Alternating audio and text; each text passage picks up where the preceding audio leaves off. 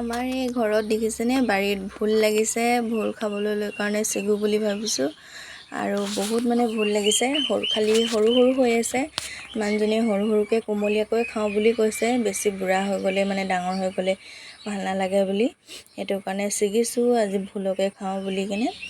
ভোলে মাছে কচ মাছ আনি থৈছে, তাই কচ মাছৰ লগতে খাওঁ বুলি ভাবিছোঁ।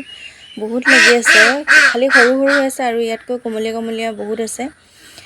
আৰু এইফালেও দেখিছেনে, এয়া এটা ভোল ভালেখিনি আছে বাৰু, সৰু চাংকণ কিন্তু বহুত। আমাৰ আকৌ ভোলবিলাক সদায় ঠাণ্ডা দিনতহে লাগে, গৰম দিনত খাবলৈ নাপাওঁ। আমাৰ সদায় ঠাণ্ডা দিনতেই হয় ভোল, যিমান দিলেও গুটি আগতীয়াকৈ নহয়েই। আৰু এই ভোলটো মই ছিগিবলৈ পৰা নাই মানে মানুহজনক কৈছোঁ মানে কাটি দিবহি কাৰণে। কটাৰী লৈ আছে মানুহজনে, এয়া কাটি মেলি দিছে আৰু এয়া ভালেখিনি আমি ভোল আৰু জিকা গছো আছে। জিকাখিনি কোমল সৰু সৰু হৈ আছে, এয়া এটা পালোঁ। আৰু আজি ধুনীয়াকৈ এসাঁজ খাওঁ বুলি ভাবিছোঁ আৰু মাছৰ লগতে। আৰু আমাৰ ঘৰত তিতা কেৰেলাও লাগি আছে ভালেখিনি, কিন্তু সৰু সৰু হৈ আছে তিতা কেৰেলাবোৰ, দিয়কচোন। এসাঁজ খালোঁ বাৰু। আৰু এইবোৰ দেখিছেনে, সৰু সৰু হৈ আছে তিতা কেৰেলা, বহুত লাগিছে বাৰু তিতা কেৰেলা। আৰু এয়া তিতা কেৰেলাও মানে খাবলৈ মোৰ আকৌ বৰ ভাল লাগে দেই, শুকানকৈ ভাজিলে মানে তিতা কেৰেলা খায়।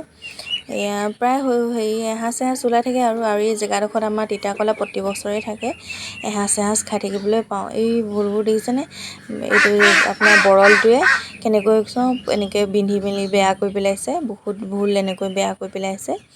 তাকে দৰৱ এটা পাইছোঁ বাৰু, সেইটো অনলাইন অৰ্ডাৰ দিলে ঠিকে থাকে বুলি কৈছে। আৰু এইফালে মৰিচা গছো আছে, এনেকৈ এসাঁজ খাই থাকিবলৈ পাওঁ। আৰু এইখনেই হ'ল আমাৰ চাংকণ, ভোল আৰু তিতা কেৰেলাৰ লগতে আছে বাৰু।